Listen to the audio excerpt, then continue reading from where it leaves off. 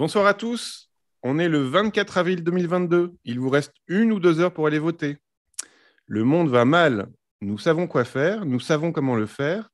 Et maintenant, il faut décider de le faire, annonce le coprésident du groupe 3 du GIEC, Jim Skeha, introduisant un rapport de 2913 pages indiquant que 3,5 milliards d'humains sont directement menacés par le réchauffement climatique à court terme. Cette information, vertigineuse, n'a franchement pas été traitée dans le débat du second tour entre nos deux candidats à la présidentielle. En résumé, un condamné pour inaction climatique, bafoueur de la Convention citoyenne pour le climat qu'il avait lui-même instituée, a traité sa concurrente de climato-sceptique. Il n'avait pas tort. Et en même temps, maintenant, l'Inde et le Pakistan subissent une canicule mortelle et précoce, touchant 1,5 milliard d'êtres humains. Je fais ce live Twitch sur la scène française, la peinture, sur les peintres de la scène française. La semaine dernière, on était avec Marie-Claire Mitou et aujourd'hui, on a la joie, la chance, mais l'honneur d'être avec Hervé Di Rosa. Bonjour Hervé. Bonsoir Thomas. Merci d'avoir accepté notre invitation. Je suis vraiment très, très heureux. Tu me rends très heureux. Alors, pour ceux qui sont sur Twitch, vous pouvez poser des questions à Hervé pendant toute l'émission et à la fin, on lui posera les questions que vous avez posées. N'hésitez pas, vous pouvez y aller, vous pouvez vous disputer, donner des idées et tout ça. C'est quand même plus pratique pour nous si vous posez vos questions au fur et à mesure de l'émission et pas tout à la fin, parce que sinon, après, on est tout perdu. Voilà. Et puis ensuite, vous pouvez retrouver notre interview sur la chaîne YouTube Les Apparences sur YouTube. Il y a déjà 39 heures d'interview, et donc là, c'est la 40e avec Hervé, un honneur. Et vous pouvez aussi partager vos idées, donner vos envies dans l'onglet communauté de la chaîne YouTube. Voilà. Et puis après, vous pouvez liker, partager, commenter l'émission et peut-être vous abonner à la chaîne parce qu'on arrive à un moment donné où là, on était régulier et on va être moins régulier avec notre réalisateur Niels. Et donc, c'est intéressant d'être abonné parce que d'un coup, vous êtes prévenu dès qu'il y a une nouvelle émission. Voilà. Donc, Hervé, on va commencer à parler de ton travail, qui est donc un travail monstre. Donc, je t'ai demandé 5 de tes peintures qui résumaient ton travail et ton parcours, mais tu m'en as donné 7. Voilà, bon, caprice, mais pourquoi pas. Mais d'abord, je voudrais faire une reconnaissance, voilà, parce que je voudrais montrer une exposition qui date de 1988, qui est ta dernière exposition dans une institution à Paris. C'est au Musée des enfants du Musée d'art moderne de la ville de Paris, et c'est une exposition où moi, j'avais 8-9 ans, et je crois que j'y suis allé 4-5 fois, voilà, et j'étais hyper heureux d'aller dans cet endroit. Enfin, c'est une exposition qui m'a vraiment... Voilà, je m'en souviens encore, quoi. Je me souviens de mon petit frère Victor en train de se balader partout. On n'avait pas le droit de toucher au rocher. Mais voilà. Et donc, c'est une exposition que tu as fait avec ton frère Richard Di Rosa. Et il y avait tout un univers comme ça. Et je trouve que... on se demande pourquoi on n'a pas ça aujourd'hui, quoi. Alors, il y a un petit peu le Centre Pompidou des enfants, où il y a eu des belles expositions, notamment de Françoise Petrovitch et du studio GGSV, mais cette générosité-là, cet univers-là, peut-être que ça nous manque un peu. Puis on peut se demander aussi à quoi servent les institutions, le service public de la culture, si il n'y a pas des gestes comme ça d'accès et d'accueil très chaleureux pas qu'aux enfants, parce qu'évidemment, ce n'est pas que pour les enfants, mais il y a un truc comme ça de générosité que je trouvais merveilleux, quoi. Donc voilà, c'est un excellent souvenir. Donc je voulais commencer par ça. Mais on va commencer sur ton parcours. Donc ton parcours, c'est un long parcours et on va commencer avec un tableau. Alors on dirait une BD, mais c'est un tableau puisqu'il fait 2,25 m sur 2 mètres, qui date de 1981, qui s'appelle La plus belle histoire du monde. Est-ce que tu peux nous en parler? Ça y est, j'arrête de parler. Remarquez que j'ai pas dit le mot, hein, depuis ouais, bravo. C'est pas facile. J'ai remarqué, je n'ai pas dit le mot. Merci. Mais tu vois, là, pour revenir à cette exposition de 88, Viva Di Rosa, tu vois que mes préoccupations étaient les mêmes, puisque le Miam, c'est la même préoccupation, exactement la même, avec d'autres moyens, pas avec mes peintures, avec d'autres, mais c'est la préoccupation d'essayer d'ouvrir aux néophytes, parce que l'art est pour tout le monde, et la démocratisation de l'art, c'est vraiment un terme terrible, quoi. On n'a pas à démocratiser l'art, enfin, je veux dire, l'art existe, il faut juste y accéder, il faut juste permettre d'y accéder. Et même les artistes soi-disant très difficiles sont possibles, c'est possible d'y accéder. C'est le travail des conservateurs, des musées, des centres d'art, etc. Ce travail. Alors, le Miam, c'est un musée que tu as créé qui s'appelle. Plus ou moins fait, et surtout que je n'ai jamais fait des choses surtout que jamais j'ai voulu faire quoi que ce soit pour les enfants. Je suis Je suis terrifiant en pédagogie. Je n'ai jamais été capable d'être professeur. J'ai 5 enfants, je ne sais même pas si je les ai bien élevés. Donc, jamais, je déteste les compagnies d'enfants, tout ça. Mais en même temps, je pense que c'est un langage d'une direction, parce que cette exposition, il y avait l'exposition et le livre aussi. C'était tout, en fait, c'était un protocole complet, quoi. Aujourd'hui, on dirait un protocole conceptuel quasiment. Tu vois, c'était pas qu'une exposition. C'était aussi une manière de répondre à Disneyland, tu vois. C'était notre Disneyland est possible. C'est une autre culture presque. On peut avoir une autre culture, voilà. Et la grande peinture dont tu parles là, qu'on voit là. Voilà. Ah non, ça c'est la petite, excuse-moi, je me trompe. Ça, tu vois, on voit vraiment moi, quand j'ai commencé vraiment, j'ai passé mon bac à 7 en 77. En 78, j'ai fait les beaux-arts préparatoires de 7, qui sont des beaux-arts préparatoires formidables. Enfin, moi, ça m'a changé la vie. Robert Combas est passé par là aussi. C'est des beaux-arts prépa qui m'ont vraiment… Et c'est à peu près à cette époque-là. Mais ce que je voyais dans les galeries, parce que je commençais à venir à Paris à ce moment-là, c'est souvent, vu que je ne payais pas le train, seul avantage qui a aujourd'hui disparu des employés de la SNCF. Parce que ton père était employé dans la SNCF. Les gens comme moi, aujourd'hui, ne pourront plus voyager. En fait, tout ce que j'ai fait grâce à ça, mon père n'aurait jamais pu me payer quelconque voyage, la fiche de paye. Et donc, voyant ce qui se faisait dans les galeries à cette époque-là, hein, il fallait voir, c'était très l'art minimal, conceptuel, support surface, dominant. Ça ne m'intéressait pas plus que ça. Aujourd'hui, ça m'intéresse plus, mais ça ne m'intéressait pas plus que ça. Et je ne pensais pas que c'était des lieux qui m'étaient destinés, dans lesquels je pouvais faire quelque chose. Et donc, j'ai commencé à faire la bande dessinée, mais qui n'était pas de la bande dessinée, parce que j'ai eu la chance à cette époque-là qu'il y ait des expériences graphiques extraordinaires, comme Bazooka, comme Leçon de sortie. Et donc, je pensais que la presse était… Et c'est vrai que c'est Georges Wolinski qui, en 78, m'a dit, écoute, il n'y a pas d'histoire, c'est mal dessiné, c'est pas de la bande dessinée, va voir ailleurs. Je m'étais déjà fait virer de À suivre, de Métal Hurlant et tout. Et donc, mais j'ai gardé et j'ai compris que le seul espace de liberté dans lequel je pourrais faire ce que j'avais envie de faire, c'était l'espace de la galerie, l'espace du musée. Et j'y suis allé, mais en gardant les mêmes principes. Et c'est vrai que j'ai eu beaucoup de mal, j'ai mis beaucoup de temps avant de peindre sur toile. Ces œuvres sont sur carton, et jusqu'en 81, de 78, bon, j'avais 18 ans, alors entre 18 et 21 ans, dirions-nous, je peignais sur carton. La toile, déjà, pour moi, représentait la bourgeoisie, la peinture, tout ce que je ne voulais pas, en fait, tout ce que je ne voulais pas. Et très vite, aux Arts Déco, finalement, j'ai découvert l'art brut, j'ai découvert Dubuffet, qui a réellement changé ma manière de voir et de penser la peinture, où tout était permis. Mais je gardais… Dubuffet, c'est qu'une petite partie de mon influence, parce que c'est vrai que toute la nourriture, et je suis intimement persuadé que ce qui nous nourrit graphiquement, ça se passe entre 1 an et 7, 8 ans, 10 ans, quoi. Et c'est vrai que toute cette époque-là, je n'ai jamais vu de musée, quasiment. Toi, c'était plus la BD ou des choses comme ça? Non, parce qu'il n'y avait pas accès, il n'y avait pas d'accès. Tu avais les journaux, tu avais les magazines. J'avais tout ce qui était édition, j'achetais les magazines de bande dessinée, puis très vite les magazines d'art, à partir de 17, 18 ans, Art Presse qui commence à sortir, il y a Vivant, mais tout ça, toutes ces images, finalement, se sont mélangées à la même dimension, comme aujourd'hui certains artistes qui se servent beaucoup d'Internet pour leur documentation, et finalement, tout revient à l'écran. Moi, ça revenait tout à une feuille de magazine, finalement, à une reproduction, et c'est ce qui faisait que il y a eu cette espèce de mélange. Aujourd'hui, je peux l'analyser, 45 ans après, je peux commencer un peu à analyser. Il y a eu cette puissance de relation que la bande dessinée a avec la personne qui le lit. Ça a une puissance presque, pour moi, plus qu'un livre, plus qu'un film, plus que tout. Il y a en même temps la puissance de l'objet. Parce que la bande dessinée, l'objet, ce n'est pas l'original, c'est un livre. Alors la peinture, l'original, c'est un morceau de bois avec un morceau de toile dessus, ou un morceau de… Voilà. Et c'est cette rencontre-là qui a fait, je pense, ce que je suis, quoi.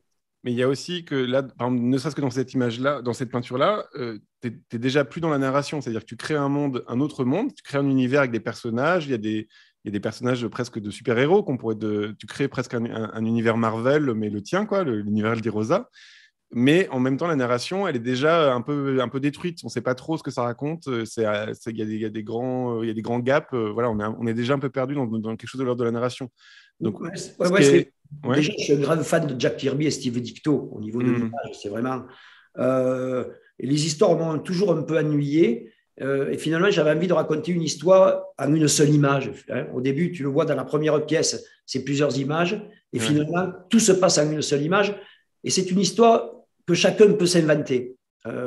Tout le temps, on vient m'ennuyer à me dire, mais qu'est-ce que ça veut dire? Vous pouvez me raconter. Et je déteste raconter parce que ma version n'est certainement pas la bonne, puisque moi, ces personnages me permettent de les libérer, de me libérer. Ils vivent après d'eux-mêmes.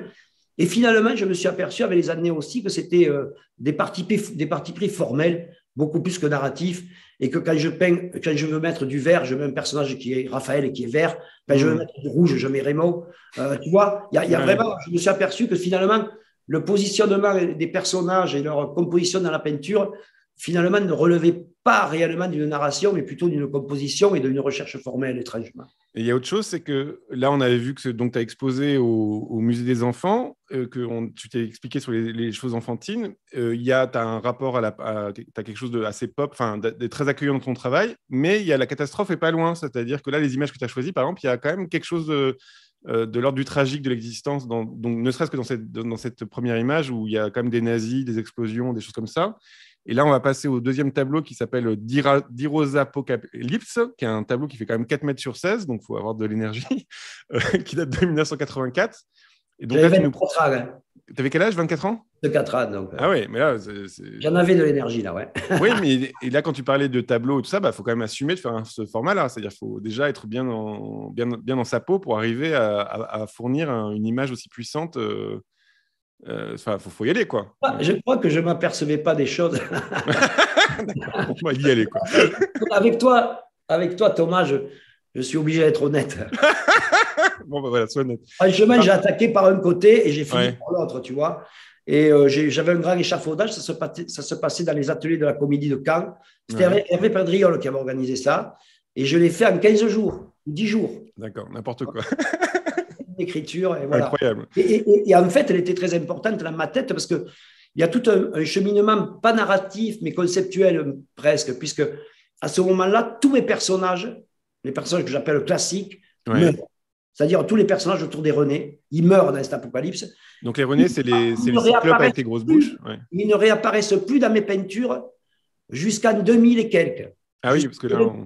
Jusqu'à ce que ces personnages-là atteignent le niveau de la série de dessins animés, les 26 épisodes de 26 minutes. C'est un gros programme qui s'appelle Les René, qui avait été produit par Canal+ en 2000. À partir de ce moment-là, ils arrivent vraiment à accéder à un univers, un métavers populaire. Et à ce moment-là, je me permets de les repeindre, mais d'une autre manière, avec des mains, avec des... On va voir après, beaucoup d'arrangements. Et là, donc, la composition et tout ça, tu l'as vraiment improvisé ou ça s'est fait par morceaux comme ça? Ou tu avais des esquisses préparatoires ou... Tu peux voir les esquisses préparatoires, comme d'habitude chez moi. C'est composé quand même. Elles sont quand même assez... Les esquisses préparatoires, tu vois, chez moi, un tableau, ça ne va pas plus loin que ça, tu vois. Ouais, déjà, c'est composé. Voilà. Donc, oui, mais ça, quand c'est suivi, toujours... Et puis, j'ai tracé les diagonales pour que ce soit... Voilà. Après, j'y suis allé sans dessin. J'aime pas trop dessiner les peintures. J'aime pas trop dessiner les peintures. J'aime beaucoup faire du dessin. Et tu le sais, des fois, je fais des dessins même très complexes. Tu en fais un par jour, c'est ça, de dessin à peu près Oui, ça, je donne ça à une époque. C'est déjà fini. Là, je fais une édition en ce moment. Un éditeur de Montpellier, Valentin, qui est formidable, il édite les facsimilés des dessins. Je faisais un dessin par jour de janvier 2000 à 2003. Donc, il existe 35 ou 46 cahiers comme ça qui vont être réédités en facsimilé. Après, j'ai arrêté. Mais après, je me suis attaqué à des dessins beaucoup plus grands qui demandaient de beaucoup plus de temps. Mais sinon, pour moi, la peinture, ce n'est pas le dessin, quoi. Voilà. Et j'essaie de donner... Alors, bien sûr, là, il n'y a pas d'exemple. Je mets 4 traits de craie, quoi, finalement. Je mets 4 traits de craie pour donner les directions. Et après, c'est la peinture qui habite la chose. Mais là, ce qui est drôle, c'est que tu retrouves quelque chose qui n'existait pas à l'époque, parce que je rappelle que c'est 84, mais on est presque dans un truc Avenger où il y a les Strange, où d'un coup, il y a tous les super-héros ensemble qui font des grandes batailles. C'est ce que j'avais envie de voir. À l'époque, j'avais envie de voir les films, moi. J'étais un fan, bien sûr, de Jack Kirby, de Steve Ditko. C'était quand même des auteurs de comics absolus. Absolus. Comme on en parlera plus tard. Non, mais je veux dire, c'était avant, il y avait Star Wars venait de commencer, des choses comme ça, mais là, tu crées un univers d'Irosa comme il y a un univers Marvel, c'est ça que je veux dire, quoi. Oui, tout à fait, mais eux ne l'avaient pas encore fait au niveau. J'ai essayé de donner la version cinéma un peu, quoi. Et on rêvait du cinéma Marvel quand on voit ce que c'est devenu. Il n'y a pas quelque chose un peu de l'ordre de la guerre, alors, une guerre culturelle, où d'un coup, tu proposais justement un autre univers tu as l'univers américain qui a quand même beaucoup d'influence sur le monde. Et d'un coup, toi, tu crées presque de toi-même un autre univers pour dire, bah voilà, ça peut exister. Enfin, votre imagination est ouverte. Et- Je sais que vous aviez fait un espèce de contre Euro Disney, là. Vous aviez fait un truc pour Oui, les. on avait fait un essai d'aquapark avec mon frère. Oui, mais c'est quand même génial, hein. On avait fait, mais ça a pas. Il y a encore dans les collections du GNAP, il y a les maquettes de tous mes dessins du parc d'Irosa. Ouais. Ouais. Mais l'Aquapark, il a existé, hein, on est d'accord, parce que sur le catalogue, c'est pas. Oui, mais bien sûr, bien sûr, bien sûr, bien sûr. Le catalogue de l'Aquapark, c'est quand même complètement C'est une fou. grande pâte au joueur, tout en résine, etc. Ouais. Ça a duré quelques années, puis après, on n'était pas associés avec les. On n'a jamais, ni moi ni mon frère, on n'a jamais été très fort pour s'associer avec, avec des choses durables, tu Oui, vois. mais c'est génial de l'avoir fait. J'ai appris à cette époque, c'est avec toutes ces expériences-là que j'ai appris que rien n'est pérenne. C'est pour ça que quand j'ai ouvert la boutique de l'art modeste et après la galerie de l'art modeste, je savais que ça ne durerait pas longtemps. C'est pour ça qu'avec le Miam à 7, je suis 22 ans, parce que je pense que rien n'est pérenne. Et c'est pour ça que peut-être ce désir de faire beaucoup de peinture et pas une de temps en temps, comme j'ai le meilleur ami qui lui fait une peinture par mois ou par an. Ouais. Moi, je faire beaucoup parce que j'ai tout le temps le sentiment qu'après la fin du monde, il restera tout le temps un morceau de toile s'il y en a beaucoup, tu vois. Oui, c'est une technique, ouais, bien sûr.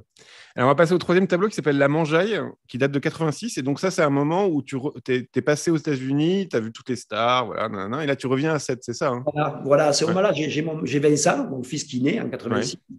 Qu'on Et à ce embrasse. moment-là, j'ai un truc de retour déjà à 7 où je redécouvre 7 parce que je détestais cet endroit et tout ça. Je voulais juste m'enfuir à 18 ans à Paris, en fait, et aux États-Unis. Mais là, je reviens, je m'installe, je commence à comprendre les paysages autour de moi, les temps de taux, tout ça, alors que moi, c'était que l'urbain jusque-là qui m'attirait. Et surtout, je m'attaque à des genres de techniques que je ne pouvais pas faire dans mes ateliers un peu à droite à gauche, c'est-à-dire la peinture à l'huile. Et donc la Mangeaille, c'est une des premières peintures à l'huile réellement que je réalise. Je fais toute une série comme ça de peinture à l'huile. Puis à cette époque-là aussi, il y a le collage qui arrive, le collage de matériaux, hein, avec du sable, avec des pierres, avec des coquillages, etc. Donc c'est vraiment l'aspect. Et puis, comme d'habitude, à la fin des années 90, ça va. Ça, cette période là jusqu'en 93, et puis je m'ennuie encore. Et là, je pars faire le tour du monde avec toutes les expériences techniques. On verra par la suite. Mais ce qui est drôle, c'est que d'un coup, là, tu es parti dans le monde, tu étais en lutte presque avec les Américains. Enfin, il y avait un truc genre l'art français soutenu par Jacques Lang et tout ça. Et puis d'un coup, tu te rapproches de quelque chose de très vernaculaire, quoi. Enfin, du coin. Tu reviens dans un coin. Et en même temps, tu creuses ta peinture avec de la matière. D'un coup, la matière devient plus forte. Tu traites quand même, là, on voit les traitements des mollusques ou du fromage et tout ça. Enfin, il y a comme ça quelque chose d'un retour du réel, du réalisme dans la peinture aussi. C'est-à-dire que tu es moins dans les idées de super-héros et plus dans un truc de matière, de faire sentir des choses. Oui, parce que j'avais complètement détruit tout cet univers avec cette grande peinture qu'on vient de voir. C'était pour lui dire au revoir. Ouais. Donc, cet univers n'existe plus. Et donc, j'ai reconstruit avec des gros marins, avec des poissons, avec ceux qui m'entourent. D'un coup, tu atterris dans le vrai monde, pas dans le monde imaginaire, quoi. Ouais. Hein? D'un coup, tu atterris dans le vrai monde et pas forcément dans le monde imaginaire. Il y a toujours ça déborde un peu d'imagination, mais il y a quand même ce truc-là de d'un coup être ancré dans la réalité. Et en fait, je le récupère, puis je m'aperçois aujourd'hui que je l'ai récupéré, que je l'ai retransformé. Et comme tu disais tout à l'heure, mes peintures, on croit tout le temps que j'essaie de les faire, dirions-nous, joyeuses, entre guillemets, en tout cas, énergiques, parce que je crois à la transmission d'énergie. Ça marche, oui. J'essaie. Et ça me fait plaisir quand tu me dis que petit, tu as vu cette exposition. Ça me fait très plaisir parce que je suis un peu dans ta fabrication. Je suis vachement content. Ça me fait très plaisir. Et je cherche Mais il y a toujours sous-tendu, et si on regarde toutes les peintures de ma première période, c'est-à-dire 78, 82, c'est des sujets assez terribles, la mort de la mer, les junkies, c'est très le punk rock de mort, là, hein, c'est très le dernier cri. Mais là même dans ce tableau-là, la Mangeaille, il y a quand même sous la table, c'est très voilà, il y a un peu inquiétant. Hein. Ouais, c'est à ce moment-là, je pense qu'il y a un côté plus social qui arrive dans mon travail, avec cette recherche de pierre. Et je suis fasciné aussi par tous les cahiers d'atelier du Buffet, où ils racontent comment c'est qu'ils collent les trucs, ils mélangent, etc. Ça me passionne toujours, ça, jusqu'à la fin des années 80. Quoi. D'accord. Et alors là, on va passer à un autre tableau qui est assez différent et très beau, qui s'appelle Paradis Nocturne, qui est à la LAC. Donc là, on arrive dans un moment où tu vas changer beaucoup de techniques. Est-ce que tu peux c'est en même temps que que les c'est peintures 92. c'est des lacs, mais c'est pas ça, en fait, ça anticipe les lacs que je ferai au Vietnam 10 ans plus tard, finalement, hein, que je vais faire ça. D'accord. 10 ans plus tard, il y a toutes les séries de Simplon. Ça a été très difficile de choisir des peintures parce que j'ai même Oui, tu as beaucoup de choses. je me suis Ça, rendu on peut compte aller qu'il y a sur des ton site. très différents, très divers, des fois qui ont à voir très peu l'un avec l'autre. Euh, euh, Hmm. et là, les lacs aussi, justement, c'était cette période qui m'intéressait aussi, les mythologies, la Méditerranée. Enfin, moi aussi, j'ai eu. Et là, j'avais fait une série de paradis. Là, c'est le paradis nocturne. J'avais fait l'Éden, j'ai fait les jardins d'Allah, j'ai fait le Valhalla, j'ai fait tous les paradis de nos religions, des religions terriennes, quoi, des religions terriennes. Je ne me suis pas attaqué ni aux religions chiares, ni aux religions cri encore. Ok. Et donc là, par exemple, dans le tableau, il y a quand même des personnages. C'est-à-dire, si on creuse un peu, il y a peut-être un ours, des chiens, des papillons. Oui, il n'y a pas vraiment les hommes, c'est l'Éden avant que les hommes Ouais. arrivent. Mais c'est déjà très sombre, tu vois. Mais là, par exemple, il est quand même composé ce tableau où tu vas, pareil, tu vas comme ça. Non, tu vas Ouais, mais comme ça. celui-là, je l'ai fait. Non, mais t'es fort parce que Je l'ai il est je l'ai bien fait, composé, c'est ce que je veux dire. Ouais. je l'ai fait horizontalement en plus. Ah, d'accord. Et j'ai eu du cul qui n'est pas eu de côté si je peux te le dire. J'ai eu du cul qui ne soit Ah pas oui, bien déformé. sûr, qu'il soit pas un peu déformé comme ça. Ouais. Je Ouais. ne l'ai pas du tout dessiné, hein. Il Ouais, n'y a ouais. aucun dessin dessous. Alors, j'imagine que le ciel étoilé, par exemple, c'est un moment de plaisir. Est-ce que tu peux nous raconter un peu comment ça se passe? Parce que moi, je ne Oui, connais et pas puis du tout c'est la là, laque. Tu mets des petites touches comme ça. et puis c'est là aussi, tu vois, dans cette peinture, on voit mes rapports à Matisse, qui a été une Carrément, ouais. Ouais. de mes premières grands émois, dirions-nous. Vraiment, ça a été un émoi beaucoup plus que Picasso. Tu sais, quand on est jeune, c'est une des premières fois où j'allais à Beaubourg, j'avais 17-18 ans. Il y a Hmm. ce grand tableau, La tristesse du roi, puis tous ces collages et toute cette évidence, quoi, hein, cette évidence du trait. Et en Hmm. plus, autant mal foutu un peu, la main n'est pas bien faite, le pied, on ne peut pas dire que c'est. Et ça fonctionne, quoi. Et ça, il y a une espèce de truc magique que j'essaye, moi, que j'essayais à cette époque-là de retranscrire, mais à travers mon filtre. De toute façon, ce que j'ai l'impression, c'est en feuilletant, quand je fais des catalogues d'expositions de groupe, je m'aperçois que mes peintures le dérangent au milieu, qu'elles ne sont jamais, elles sont tout le temps différentes, parce qu'elles Hmm. ne sont pas assez brutes pour faire référence à la peinture française, etc., de l'art brut et tout ça.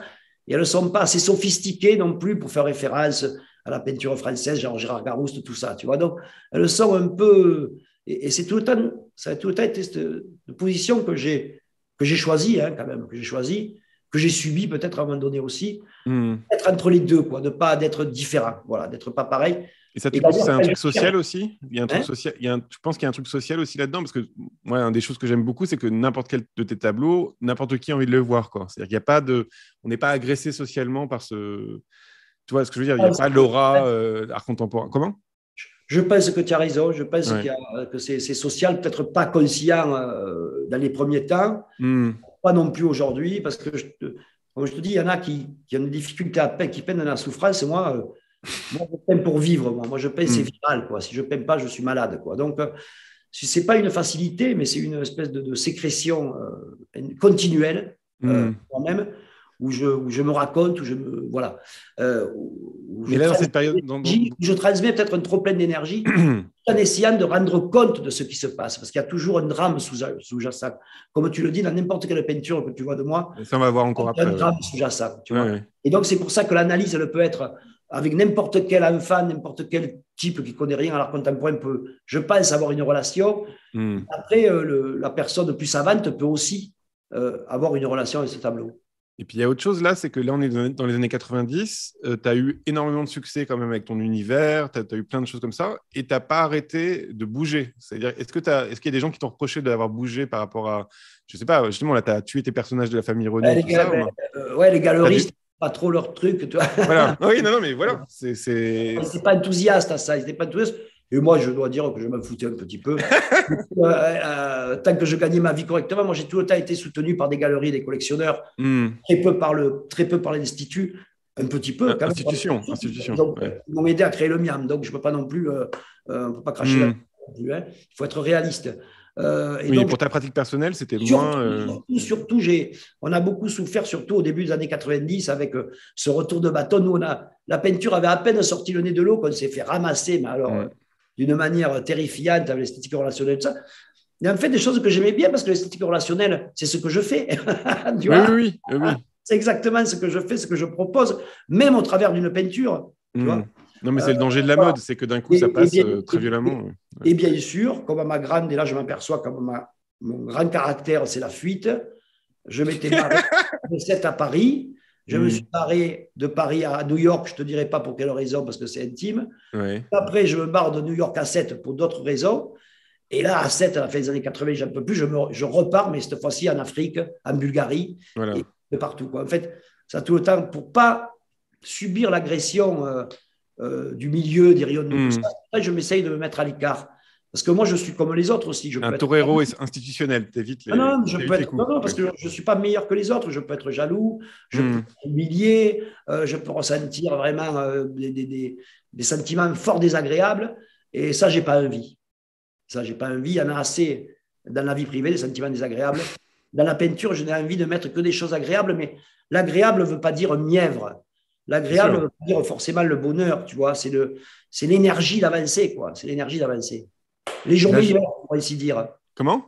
Les jours meilleurs, pour ainsi dire. Les jours meilleurs, ouais. Et justement, là, donc, le 4e tableau qui s'appelle Terreur dans la ville, j'imagine que tu l'as fait en Bulgarie, c'est ça? Voilà, ça c'est alors. C'est la tempéra à l'œuf à la feuille d'or. C'est un grand tournant pour moi parce que tu sais, je me suis aperçu que on peignait par rapport à une technique et on ne peignait pas grâce à une technique. En fait. À travers, tu vois, en apprenant une technique qui m'était lointaine, tu vois, la tempéra en plus, c'est pas que le mélange des pigments avec le jaune d'œuf et l'eau, c'est la préparation des bois. Et j'avais le restaurateur Roman Kirinkov qui me préparait tout ça, qui me préparait toutes les couleurs. Mais c'était aussi une structure même de la peinture, c'est-à-dire cette peinture qui est faite de manière pyramidale, puisque là, tu t'aperçois que la tempéra est très, très couvrante, et donc tu peux partir des couleurs les plus claires, des plus foncées pour aller au plus clair. Tu fais moins avec l'acrylique, tu vois, et donc j'ai pu aussi relier avec cette passion des architectures de la Renaissance, tu vois, les architectures qu'on voit dans les paysages de Patinir, tout ça, tu vois, tout ça, j'ai pu relier ça qui sont sur cette peinture-là, dirions-nous classique, 15e, 16e, c'est vraiment une passion qui m'est arrivée petit à petit à partir du début des années 90 jusqu'à maintenant, tu vois. Et je remarque que c'est vrai, toutes les années 80 et les années 70, mes années de formation, avant le 20e siècle, avant la fin du 19e, l'art ne m'intéressait pas très peu. Je n'arrivais pas à le lire. Ouais. À part, bien sûr, Jérôme Bosch ou Rembrandt, quoi. C'est impossible de ne pas pouvoir les lire. Parce que d'un coup, tu as commencé à te nourrir de ça, quoi. Ouais, il te noie dans un truc. Justement, Rembrandt et Jérôme Bosch, que tu connaisses ou pas l'histoire de l'art, pam, tu es tout de suite dans le monde dans lequel ils sont, dans le monde dans lequel ils créent. Tu n'as pas à savoir qui est avant, qui est après. Voilà. C'est ce que tous on essaie d'atteindre, un truc un peu intemporel. Il faut que ce soit intemporel et en même temps fixé dans le moment, quoi. C'est ce qui est difficile. Et donc, comment tu dirais que ça t'a bougé le fait de faire de la tempéra, par exemple, là, comment ça a bougé ta pratique concrètement? C'est-à-dire, et là, j'ai dû prévoir la composition très précisément avant. Ben voilà. Ouais. Parce que là, tu n'as pas le droit de repentir, tu n'as pas le droit à mettre trop de couches. C'est très difficile. Et après, là, on ne voit pas, mais après, je suis parti encore faire de la peinture à fresca. Et là, alors, tu as 5 heures avant que l'enduit sèche. Tu as 1 mètre carré, 1 mètre sur 1. Et là, tu n'as pas intérêt à te planter. C'est pire que l'aquarelle, parce que l'aquarelle, à la limite, tu déchires le papier. Là, tu ne peux pas passer le gros morceau de mur. Et c'est ces challenges qui m'intéressent. Et c'est là où j'apprends, quoi. Et d'ailleurs, on voit après, avec une technique totalement différente qui est de la peinture glycérophthalique sur les panneaux de bois avec les artistes africains, tu vois, avec les artistes africains, au Ghana, avec Almighty God. Et bien finalement, la pratique du fondésage, de la fresque et de la tempéra m'a servi à me réapproprier de la peinture en bâtiment, quoi.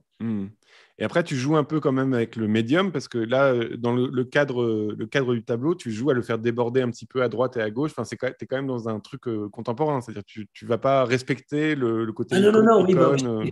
C'est une série de 10 peintures. Tu fais des icônes, mais tu déconnes un peu, quoi. Avec la feuille d'or. Et d'ailleurs, quand le pop de Sofia est venu, il y avait un pop que j'avais rencontré. Très bien. On m'a dit, c'est formidable. J'avais peur que ça choquait, mais il y en avait quelques-unes particulières en plus. Et il m'a dit, j'adore parce que ce ne sont pas des icônes. Voilà. C'est de la peinture. Donc, il avait dit, ce ne sont pas des icônes. C'est de la peinture qui se sert d'une technique, en fait. Et d'ailleurs, ce qui me va très bien, parce que j'aborde très peu j'aborde pas la spiritualité dans la peinture. Je pense que c'est pas la place. Quand je travaille sur les Vierges à Séville, sur la Semaine Sainte à Séville, ou là, avec des images, avec les techniques d'icônes, avec vraiment la composition et les techniques pour fabriquer des icônes, c'est les objets de la religion qui m'intéressent, c'est l'esthétique. C'est l'esthétique qui m'intéresse. Alors, on va passer à un autre tableau qui s'appelle Thai Food, qui date de 2006. Et là, j'imagine que c'est à Miami, non, c'est ça?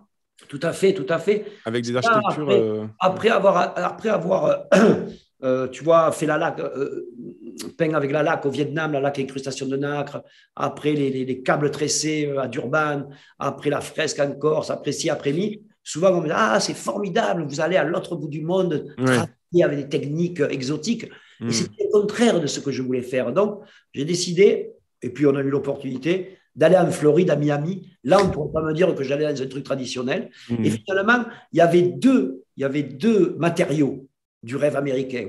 C'était la résine, qui sert à fabriquer les bateaux, les tractions, etc. Donc là, j'ai fait mes premières sculptures en résine à Miami. Et c'était le travail de l'homme, en fait. Le résultat du travail de l'homme, le résultat du travail de l'architecte. Et là-bas, l'architecte, c'est l'homme, ce n'est pas forcément l'architecte, parce que comme il n'y a aucune règle, comme en France ou à Sète, faire les mêmes toits qu'à Strasbourg, etc.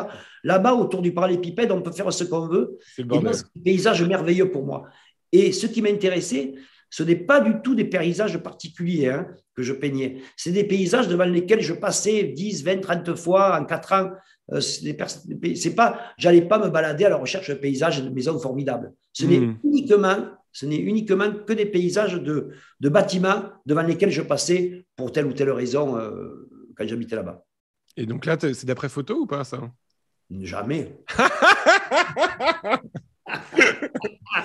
Ta mémoire, c'est que tu fais un dessin. J'avoue que je fais du dessin sur place et j'avoue que je faisais des photos quand même. Je faisais des photos pour les couleurs, mais je les cachais. Même dans les arbres, ça se sent un peu. Parce que souvent, ce qui m'intéresse souvent, c'est de changer les perspectives et de changer les proportions. Et la photo, ça me met trop dans des règles, dans un carcan. Mais des fois, j'en ai besoin quand je ne me rappelle plus comment l'antenne était faite, que je n'ai pas le temps d'aller dessiner. Même je trouve dans la manière dont tu poses les feuilles de l'arbre, il y a un truc un peu plus réaliste que dans d'autres. Et puis après, cette série, je l'ai continué avec la série des paysages de Paris, du nord de Paris. Et là, alors, encore là, sur la série de Miami, sur celui-là, c'est que des caches et des contre-caches, sauf le personnage. Si on regarde bien, il y a un personnage qui est peint. Il y a un personnage qui est peint? Ah bon, il est où? Il n'y a pas de personnage là, non. Il y a un chien. Voilà, le chien est peint. Sinon, tout, c'est des caches, des contre-caches, des scotch. Et en fait, il y a la série de Paris, dans la série sur Paris Nord, il n'y a plus rien qui n'est fait sans cache et contre-cache. C'est que des pochoirs. C'est des pochoirs, ouais. C'est ce qui me. Tu vois, et là, c'est aussi c'est très proche de Matisse, finalement. C'est entre Matisse et puis les dessins, je ne sais pas de qui on pourrait rapprocher ça. Bon, si, je sais, mais bon, je ne veux pas le dire parce que c'est un de mes trucs, je n'ai pas voulu le choisir dans les peintures, c'est David Ognet. C'est le seul qui est arrivé. C'est vrai. Lui et Michel Demeutz aussi, Demeutz, qui faisait des paysages américains, tu sais, dans les années 30. C'est les deux vraiment. Et bien sûr, bon, après, on peut parler de. Diebenkorn aussi, des fois, il fait des trucs. De qui? Richard Diebenkorn. Oui, aussi. Moi, j'aime bien. Et puis surtout, Hopper. Moi, je n'ai rien à voir. Mon monde n'a rien à voir avec celui d'Hopper, qui est une Amérique un peu terrifiante. La mienne, elle est terrifiante parce que on ne voit personne dans les rues. Ce qui est vrai, les seuls qui marchent, c'est des noirs ou des chiens. Aussi. Puisque c'est les seuls. Les blancs sont en voiture, ouais. Ah oui, il n'y a pas de blancs qui marchent. Moi, quand je marchais, les gens me regardaient. Et voilà, c'est un monde terrible que j'ai essayé. C'est quand même la Floride aussi. Donc, voilà. Et c'est un univers où j'ai pris beaucoup de plaisir à Miami. Une ville totalement factice, tu vois. Les gens croiraient plutôt que je serais mieux au Cameroun ou au Ghana, mais j'ai trouvé beaucoup de plaisir à Miami et beaucoup dirions-nous, de ponts esthétiques, quoi, de choses qui m'ont permis de changer, tu vois, mon point de vue. Alors, on passe au 6e tableau qui s'appelle Cabinet de curiosité. Donc ça, c'est de la nacre et des coquilles d'œufs. Et donc ça, c'est au Vietnam, c'est ça que tu fais ça? Voilà, alors là, Alors, celui-là, on va passer un peu vite Alors parce là, au qu'on ne va Vietnam, pas avoir le temps. il faut faire. Alors, au Vietnam, ce qui est intéressant, c'est que je te disais que je peignais très vite. Là, ça me change totalement. Quand j'arrive, c'est des panneaux qui font 1,50 m sur 1 mètre à peu près. Il faut 22. Ouais, faire, d'accord. il faut faire le dessin exact de l'œuvre pour que les implantations de nacre Ah oui, c'est ça. Oui. puissent Ouais. s'incruster. Et donc, tu dois faire le dessin exact sur un calque. Et Hmm. après, il travaille le bois pendant 6 mois. Donc, à partir du moment où. Donc, ce qui était totalement à l'encontre de mes pratiques habituelles. Tu te rends Ouais, compte? c'est pas le geste. Je conçois l'œuvre un jour et 6 mois après, je la peins. Euh, Hmm. et ça, c'est une discipline quand même assez formidable et qui a donné des résultats étonnants, quoi, parce que je travaillais là, des artisans, là, c'est de la haute fidélité, là, les artisans, là c'est du haut. Hmm. Tu vois, je veux dire, c'est 10 couches de lac, c'est 20 couches de lac recto, verso, poncé à l'eau avant d'atteindre l'épaisseur de la nacre, tu vois. Quand tu mets le doigt, il n'y a pas d'épaisseur entre la nacre et la laque, quoi. C'est extraordinaire comme boulot, quoi. Et puis, Mais tu te ça, fais des. mais Tu te ça, fais. c'est unique puisque l'atelier avec lequel je travaillais a fermé et Ah c'est merde. Ouais. terminé. Maintenant, ils font que des lacs pour Taïwan avec des nacres collés à la Patex dessus et Hmm. c'est terminé. Mais tu te fais des petites surprises quand même dans la composition que tu as faite. Par exemple, je pense au sol, là où il y a une espèce de Alors, transparence avec alors les. là, Il y a le alors cerveau, là, tout ça. Ça doit être compliqué. Ouais. que tu veux qu'on soit un petit peu rapide, mais ce Hmm. qui est intéressant, c'est que la peinture, dans la culture des peintures en lac de nacre, ce qu'on appelle le décor, tu vois, parce qu'en fait, l'important dans la peinture, le plus compliqué, le plus cher, c'est la nacre et le positionnement des nacres. Il y a Hmm. plusieurs centaines de morceaux de nacre dans cette peinture, plusieurs centaines. Et, et donc, à la fin, quand tous les panneaux sont laqués en noir avec les nacres, il y a un type qui arrive, qui c'est le décorateur, en fait. Et lui, il fait les arbres, les trucs. Et lui m'a appris à faire les herbes, les arbres, comme il faisait, l'eau. Hmm. Et tu vois, il m'a appris à faire. Et c'est que des coups, en fait. C'est que des coups. Et c'est Hmm. là où j'avais envie aussi de faire un jour une encyclopédie de comment on dessine un arbre au Vietnam, en Syrie, en France, en Italie. Parce qu'on le fait différemment, parce qu'on a des instruments différents, tu vois. Hmm. Et ça, Ouais. voilà. Et donc, je me suis fait une espèce d'encyclopédie personnelle des manières de peindre. Et tu verras que le type m'aidait. En fait, c'est pas lui qui peignait, mais il m'aidait. Il me disait, j'ai dit, ouais, je veux faire un arbre là. À côté, il me disait, on fait comme ça. Tac, tac. Trop Moi, bien. je le faisais bien sûr à ma manière très mal, et Oui, ça oui. dit Rosa, et puis voilà, tu vois, mais Hmm. c'était vraiment formidable. Mais quand on passe de la. J'adore cette modestie dans la peinture aussi, les gens qui peignent les enseignes, ceux qui font les ex-voto, Hmm. les décorateurs de lacs, comme ça, mais Oui, tu fais pas de séparation en fait entre le grand art. Bah, encore une fois, ça va avec ton histoire de musée d'art modeste qui c'est a 7. pratique, tu vois, c'est Ouais. des pratiques. Moi, je suis assez admiratif, quoi. Et, Hmm. et puis, ce qui est intéressant dans l'art, c'est la nécessité. Une œuvre, elle est bonne quand elle est nécessaire. Sinon, c'est de la décoration pour faire joli dans les maisons. On s'en Hmm. fout de ça. Et là, c'est tout le temps nécessaire parce que le type doit survivre. Il peint pour vendre, pour survivre. Et ça, c'est une nécessité qui, moi, m'importe beaucoup. Ouais. Tu comprends ça? Bah, je la connais. Justement. C'est C'est- important. Parce que je dois dire que moi, au début, quand j'avais 20 ans, on revient à l'arrière, de peindre, c'était aussi une manière de gagner de Moteur. l'argent Oui, bien dans ma sûr. tête, Ouais. Ouais, ouais. de vivre de ce que je faisais. Hmm. Je m'en foutais des grands artistes au-delà de tout, là, tu sais, qui s'en foutent. De toute façon, ils sont tellement issus de milieux bourgeois qu'ils n'ont pas de souci de Ouais, ça. ouais, ouais. Moi, le souci principal, c'est une inclusion sociale, tu vois, de moi et de mes images. Puis il y a aussi quand même un truc qui est que d'un coup, on sait pourquoi on se lève le matin. Parce que si on n'y va pas, on ne mange pas. Ça, tu l'as Ça dit. aide. Ouais, ouais. Enfin, nous, c'était, Euh, tu ne te lèves pas, tu te défonces pas, c'était, mais bon. non, mais bon, c'est d'autres époques, On avait d'autres un mœurs. régime spécial. On avait des régimes spéciaux quand on était jeunes. Alors, on va passer au dernier tableau qui date de 2021 et qui s'appelle Vinland 1000. Et donc, ça, c'est des Vikings. Donc là, on retrouve les René. Donc, les René, c'est ces personnages. Voilà. Mais Et là, là, mais là, tu c'est vois, beaucoup plus plastique ce qui se passe aussi. C'est-à-dire que d'un coup, quand tu parlais ouais, d'Ockney, d'un Bigger Splash. voilà, donc depuis 2000 et quelques, les René reviennent en force, etc. Je prends du plaisir à repeindre ces personnages d'une manière totalement différente. Et c'est vrai que ça correspond où je vois Ardorfer, je vois Bruegel, je vois Éric Meddeblé, je vois ces trucs-là et ça commence à se mélanger, tu vois, ça commence à se mélanger. Et depuis toujours, moi, je cherche que les peintures s'animent, en fait, tu vois, qu'elles s'animent. Hmm. C'est pour ça que j'ai fait du dessin animé. Mais en fait, le dessin animé, ce n'est pas une peinture qui s'anime, c'est un dessin animé. La Hmm. peinture, quand elle s'anime, elle reste statique. Et j'attaque cette peinture pour elle est très importante parce que c'est le début de ma période scintillante, que j'appelle. Parce que d'un coup, la moitié du tableau, c'est quand même un tableau abstrait, en fait. Non, mais si tu vois les autres, ils sont encore plus. Non, c'est pas abstrait. Ah, non, mais quand je dis abstrait, c'est que ça se joue sur l'énergie de la peinture, justement, parce sur que tout est l'application. peint derrière. Parce Bien que sûr, tout est bien peint. sûr. Non, mais je Tout dis est pas le peint. contraire. Il n'y a pas de phoné, tu vois. Oui, oui. Et ça me permet de tout recouvrir parce que comme je trouve tout le temps que c'est mal peint, et comme ça, je peux. sans rater Sans la s'en rendre peinture. compte, bien sûr. Mais tu joues quand même avec un truc plastique là d'un coup. C'est-à-dire que quand tu parles tu es dans un truc où la giclure ou le dripping, tout ça, évidemment, il est lié à la, on va dire, à la mer. On voit que c'est de l'écume et tout ça, mais il y a quand même un truc. L'énergie, elle vient aussi de comment tu l'as déposé sur la toile, quoi. Ouais. Et là, d'un coup, c'est jouissif à faire ça, ou c'est inquiétant, ou parce que d'un coup, tu as peint tout. Tu sais pas, petit à petit, j'ai commencé, je mettais 3 minutes, et puis après un peu plus, tu dis, ah putain, je me suis fait chier à peindre ça, on ne le voit plus. Et voilà, c'est ça. En fait, tu aperçois que c'est ça qui fonctionne, en fait. Tu vois, ce que tu vois pas derrière, ça y est, tu as une espèce d'énergie qui n'est pas abstraite. C'est une espèce comme une grosse vague que tu te prends dans la tête. Tu vois, quand tu prends la vague dans la tête. D'ailleurs, quand tu regardes une vague, tu vois des petits points, tu vois pas la vague bien dessinée.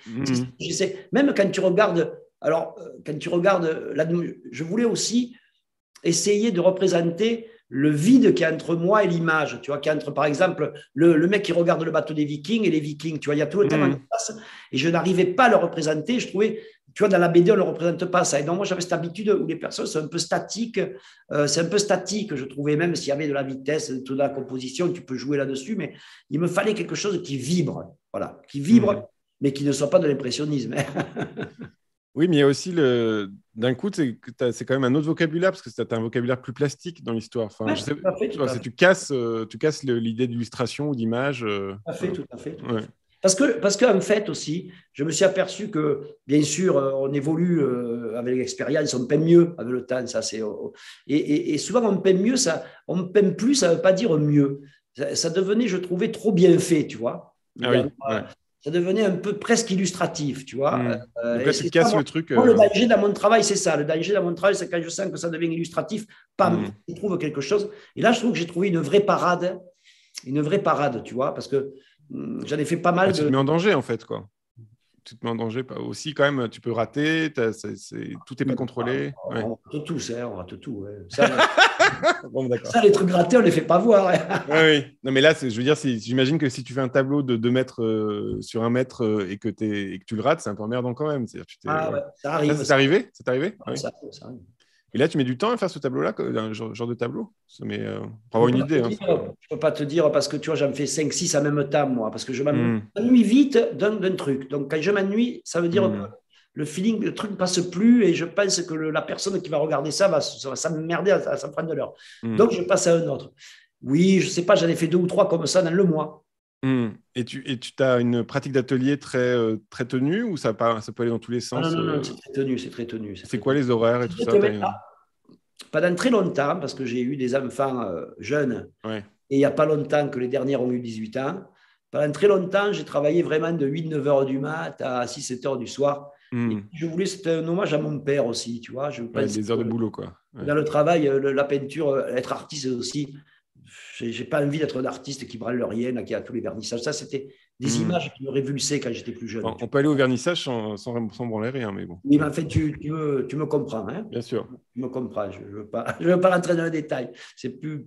Voilà, et donc, je ne me rappelle plus ce que je voulais te dire. Non, mais c'est la journée type de travail. Tu travailles le week-end Alors maintenant, c'est vrai que je travaille plus le soir. Ah oui, ok. Je ne veux pas me lever le matin en ce moment. Et c'est vrai que je travaille toute l'après-midi, toute la soirée, jusqu'à 2-3 heures du mat. D'accord. Il faudrait que je me lève un peu tard. C'est ce que j'essaie. Après, c'est concentré quand je suis dans mon atelier à Paris, dans mon atelier à Lisbonne. Parce qu'après, quand je fais la céramique dans l'usine, je reste toute la journée à faire la céramique. Puis des fois, tu vois, là, j'étais 3-4 jours à 7 pour le miam, je n'ai pas peint, tu vois. Mais c'est vrai que j'ai beaucoup apprécié la période de confinement où je n'ai pas eu à bouger pendant 2 mois. Et j'ai trouvé ça. Et c'est vrai que moi, j'ai toujours eu besoin de périodes très longues de peinture intense.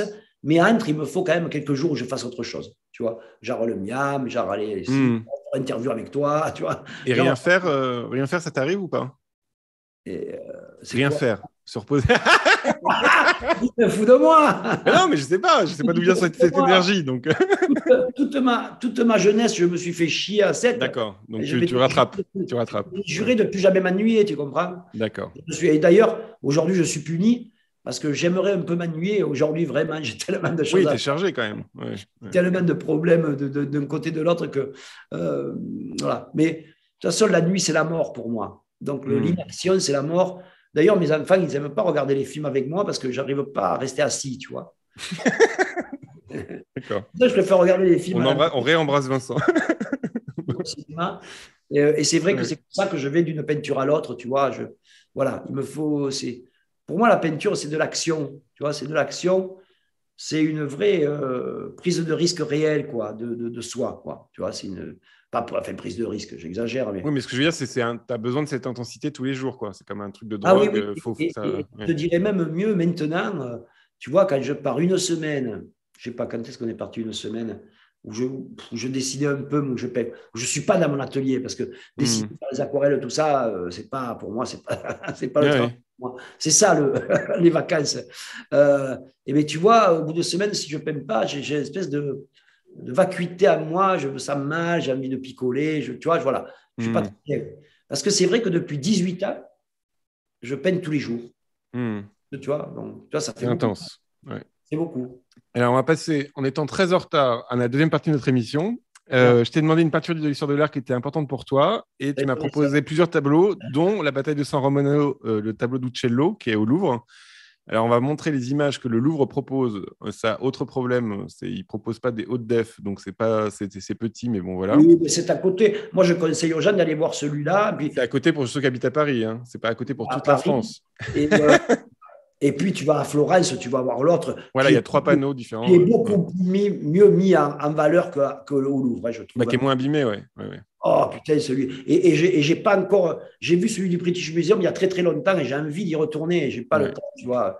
Tu vois, en ce moment, j'ai envie de. Par exemple, j'ai envie d'aller à Gand voir Ouais, la nuit mystique, ouais. Ouais. que j'ai jamais vu. Et Mais il est ça, un ça, peu, ça c'est un peu m'était décevant rarement parce qu'il est arrivé sous verre avant. maintenant. Il est sous verre, c'est un peu triste, mais on voit pas grand-chose en fait. Ouais, mais bon. Ouais. Le haut def, par contre, ça, il y a ça sur Internet. Le haut def de Gand, ça vaut le coup. Tu as un site Internet où tu as tout en haut def, c'est très très beau. Ouais. Je le mettrai en lien sur la chaîne YouTube. Mais par contre, donc ce tableau-là, donc ce tableau de. Mon premier voyage à Florence, Ah, ok. c'est début des années 90, tu sais, c'est début des années Ouais. 90. On regarde l'Uccello, là. Ouais, on regarde le Uccello. Allez, Ouais, on parle ouais, de mais l'Uccello un petit peu. alors, c'est l'Uccello du Louvre, mais Ouais. on Bon, peut tu parler aurais de pu dire celui de Florence Florence. aussi. Mais en gros, c'est le côté dynamique qui t'intéresse. Il a fallu que j'aille à Florence pour m'intéresser à Paolo Uccello, qui était à côté de chez moi au Louvre. C'est quand même Bien dingue. sûr. Ouais. Alors, ça m'énervait d'aller au Louvre.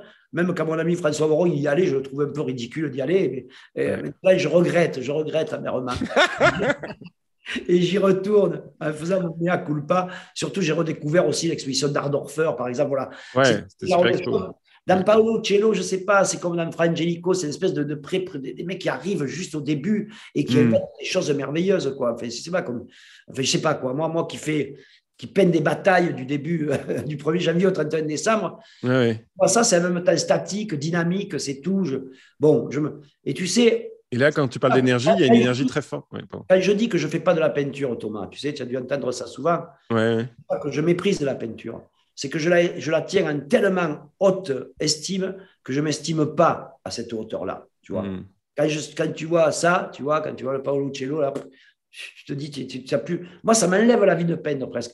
Ah oui? Ouais, parce que c'est tellement super. Je me dis, bon, ben, moi, je fais. Alors, c'est pas ce que je fais la dernière fois aussi que j'étais à Venise aussi. Putain, tu vas à l'académie, j'étais complètement déprimé, mais alors déprimé. Tu vas t'imaginer. Alors, je suis allé à la pointe de la douane là-bas, et là, ça m'a remonté le moral. Hein. Ah oui, de voir un peu de contemporain, ça va mieux. Oui, parce que les bonnes idées que vraiment facile à faire, tu vois, le truc, vraiment.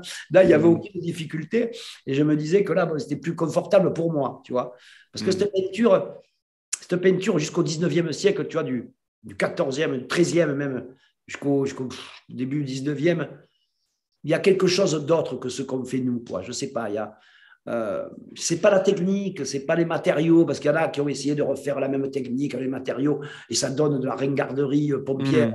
Je sais pas, une espèce de truc, peut-être une croyance qu'on n'a plus, Bah, c'est un enjeu d'image aussi. C'est-à-dire qu'à l'époque, il y avait moins d'images, donc d'un coup, c'était beaucoup plus Voilà. important. Ouais. Le monde, tu n'avais pas, tu allais voir ça. La Tu vois. couleur et tout ça, il n'y avait pas l'électricité, il n'y avait pas. Ouais. Ouais, ouais, tout, quand tu vois les Caravaches à Naples, là, que tu rentres à les églises, que tu vois ça, franchement, même le type qui connaît rien, il ne peut que, tu vois, qu'avoir une sensation. Moi, je ne suis pas un grand expert en histoire de l'art classique, mais c'est vrai qu'il y a des émotions là fortes, quoi. Parce qu'en plus, c'est pourquoi elles sont d'autant plus fortes, parce qu'on commence, moi qui étais tellement nourri à la bande dessinée, aux comics, à la télé, vous, à l'Internet et tout ça, que quand on voit quelque chose comme ça, et comme c'est peint, et comme c'est présent depuis plusieurs siècles, ça quand même, ça interpelle, quoi.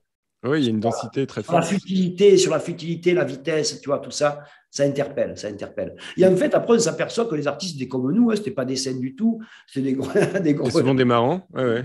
Il fallait qu'ils montent leur boîte, ils avaient la concurrence, ils étaient jaloux, ils se battaient. En fait, c'était comme nous, quoi. On n'a rien à leur envier. Mais là, dans ce tableau-là, il y a quand même un truc plastique qui moi, me fait penser à tes peintures. Je dis, voilà, c'est le fait qu'il y a quand même une charge d'énergie, c'est-à-dire que ça part dans tous les sens. Il y a une espèce d'explosion comme ça, sans regarder le sujet, sans rien, mais juste les bâtons, les ronds, la décomposition du mouvement et tout ça. Ça, c'est quand même des choses qui doivent. Il y a les pieds aussi, les jambes qui dépassent. C'est futuriste, la composition. Ouais, voilà. Ouais.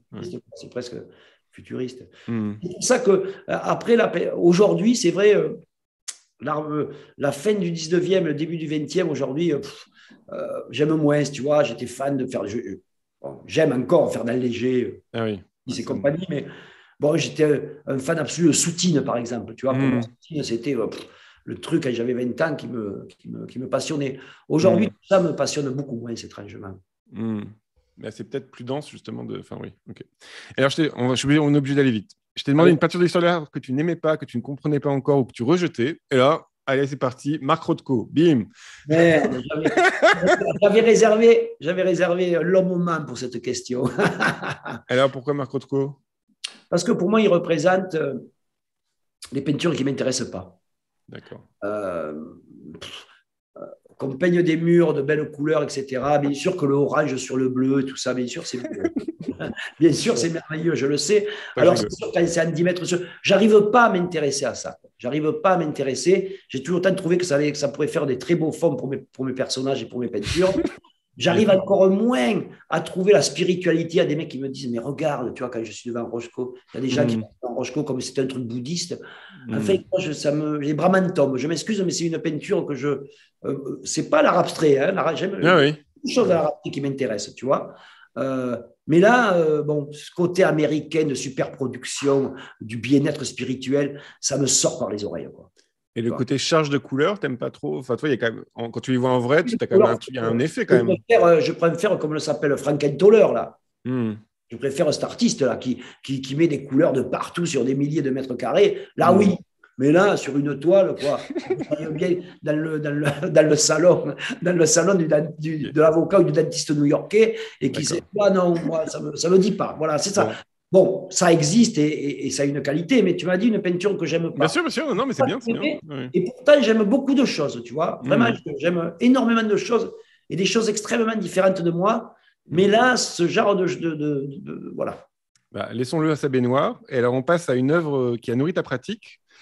Et tu m'as proposé une bande dessinée qui est dessinée par Will, qui est écrite par Rosie Dupuis, qui s'appelle Le Réveil de Toar. Et c'est un épisode de Tif et Tondu. Ouais, c'est le scénariste, c'est Rossi, le dessinateur, c'est Will. C'est pas très grave. Pardon, Rossi Dupuis, pourquoi j'ai choisi ça? Parce que c'est vrai, je pensais choisir un livre de. Tu m'as dit quelque chose qui m'avait constitué. Oui, bien sûr. Moi, j'avais pensé à Philippe Cadic, par exemple, Les Clans de la Lune Alphane. J'avais pensé au film Kellesanger, le Scorpio Rising. Ça, c'est vraiment des choses que j'ai vues quand j'avais 17 ans, 16 ans, 17 ans, 18 ans. J'aurais pu parler de Fellini, de Pasolini. Mais je me suis dit que finalement, ce qui m'avait le plus marqué, quand j'avais 12-13 ans, c'était les aventures de Tif et Tondu, bien plus que ce bourgeois de Tintin, bien plus que Spirou, super bien dessiné par Franquin et super. J'aime bien Spirou. Bien plus que tout ça, oui, j'adore, bien sûr. Ouais. Il y avait des gens comme Tilleux, Machereau et Will, c'est le grand trio pour moi de Marcinelle, la grande école belge Dupuis, pas l'école Casterman des collaborateurs.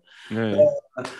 Tu vois, et là, dedans, il y a tout. C'est une histoire qui se passe dans un village Et chez un antiquaire, il trouve un élément, et puis c'est entre eux, et puis en fait, c'est un énorme robot moyenâgeux qui depuis le XVIIe siècle, dort sous le village, tu vois.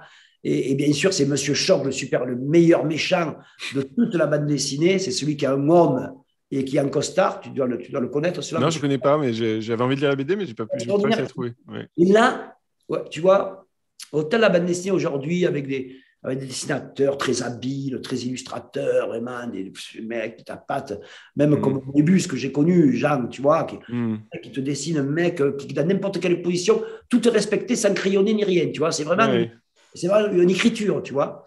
Et lui, il avait cette écriture. Alors qu'aujourd'hui, il y en a beaucoup qui sent que c'est du dessin ressassé, léché, retravaillé, etc. Et lui, Will, c'est vraiment, il devait faire à mon avis, il devait produire plusieurs pages par semaine, tu vois. Pour les magazines, donc, obligé de trouver une manière de faire, de trouver une écriture, tu vois. Et là, quand c'est comme ça, je trouve que c'est merveilleux, quoi. J'aurais pu être plus chic en mettant Hugo Pratt avec Corto Maltese, tout ça, mais Tiffé Tondu de Will, c'est vraiment le truc qui m'a révélé. Je dois avoir 12-13 ans, c'est ça, je dois être en sixième. Ça a dû sortir en 70, un truc comme ça. Et ça m'a vraiment révélé l'envie aussi des atmosphères, l'envie d'un truc, d'une histoire rigolote, mais qui est en fait terrible derrière aussi, tu vois, avec des secrets et tout ça. Voilà, il y avait tout ce qui m'intéressait dans cette bande dessinée. J'ai mis longtemps à répondre à ta question parce que j'ai mis longtemps à chercher. C'est vrai que Mais là, encore une fois, c'est aussi le de Fellini, par exemple, tu vois. Ouais. Aujourd'hui, Fellini, on lui crache, il n'est plus à la mode. Non. Il est anti-féministe, je ne sais pas quoi. On raconte les trucs, alors que moi, les films de Fellini, la musique de Nino Rota m'ont porté. Parce que c'est vrai qu'on n'a pas beaucoup parlé, mais. Il fait des beaux dessins aussi, Fellini. Oui, il a des scènes de rêve. Au début des années 80, j'étais plus porté par le cinéma que par la peinture. Dans mon travail, j'étais plus influencé. Et puis, c'était le début, tu sais. On a vécu les années 70, c'était le cinéma bis, la science-fiction, le fantastique, tout ça. Ouais, John Carpenter. De branleurs underground. Et à partir de la fin des années 70, Star Wars, Alien, tout ça, ça devient le blockbuster qui est inventé.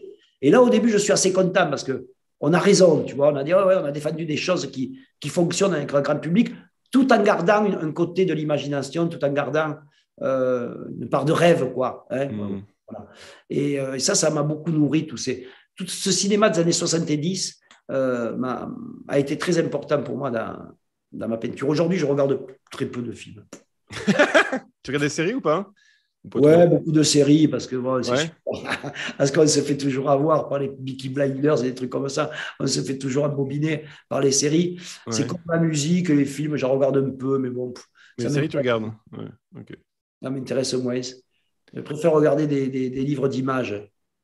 Et alors, je t'ai demandé justement un livre sur l'art qui t'avait influencé, et tu m'as proposé un livre qui s'appelle L'homme du commun à l'ouvrage de Jean Dubuffet. Et alors là, je dois dire merci pour la découverte. Je n'ai pas tout lu encore, mais c'est là, je sais horrible parce que j'ai commencé à souligner quand j'aime bien, puis d'un coup, j'ai souligné tout le livre.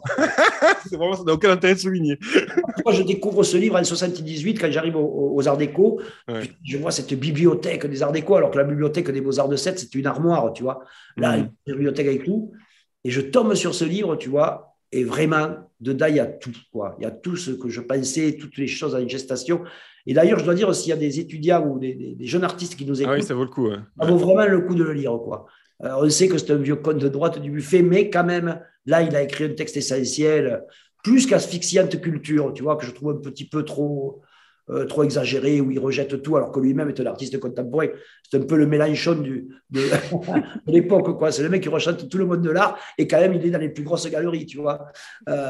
Mais bon, ce livre est essentiel. Et après, je conseille de Dubuffet aussi les cahiers d'atelier, où il raconte sa pratique.